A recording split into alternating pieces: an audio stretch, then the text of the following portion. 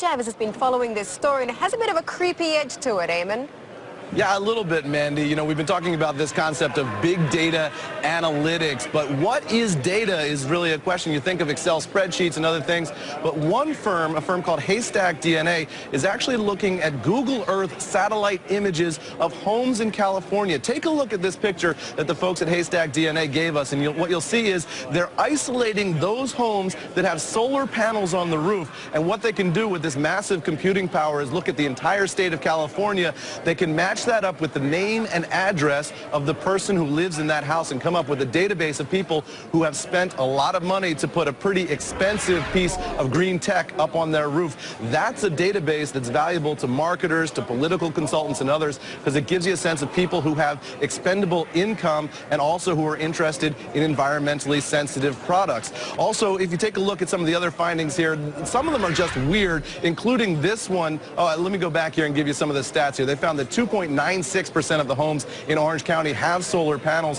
4.2% of California households with income over $200,000 have solar panels. And the most popular zip code for solar is 92694. That's Laredo Ranch, California, where 12.5% of the homes have solar panels. They're also looking at things like names. And guys, they found that people who have an opposite gender name, boys named Sue, those folks tend to skew Democratic by a very heavy margin. And people with uncommon names, they also tend to skew Democratic, guys. So a lot there in the data when you start sifting it. That's weird. Eamon, thank you very much. With us here now, the president and co-founder of that company, HaystaqDNA, Michael Simon. Also joining us is Mark Rotenberg from the Electronic Privacy Information Center. Michael, just there's no easy way to put this, so I'm just going to put it out there. Is this what's the difference between careful marketing with satellites and spying? You know, I think that there is a... the satellites there looking down on us? That's right. That used to be spying. Well, you know, we're using public information to derive observations that help us make predictions about how consumers might respond to a particular offering or have an interest in a particular candidate or in a particular product. All information is available to the general public on the internet, in fact. And we're just using it to make smart judgments that help companies make good marketing decisions. You say it's public information, but as a member of the public, what if I want to opt out? Can I do that?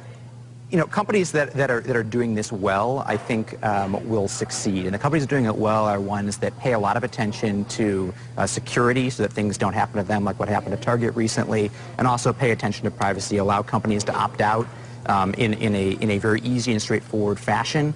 And also help consumers cut through the din of a lot of noise of marketing out there that's not going to be interesting to them. But as the individual, it feels like I cannot opt out of having my data crunched. So, Mark, to you, how do you feel about this? Does it bother you about this privacy issue?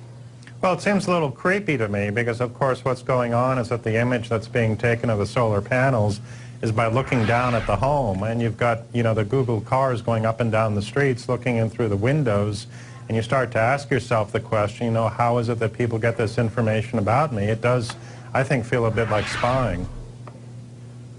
Well, maybe we should not be tough on Michael. We should be tough on Google with their bikes and their cars. Because, Mike, you said you're just using stuff that's already out there, right? And if you're not going to do it, somebody else is going to do it. Right. We can't go backward. Technology is not going to move backwards. So it's really going to be those that use this technology responsibly and effectively that are going to rise to the top, and those that do it in a clumsy or crude way that are going to sink to the bottom.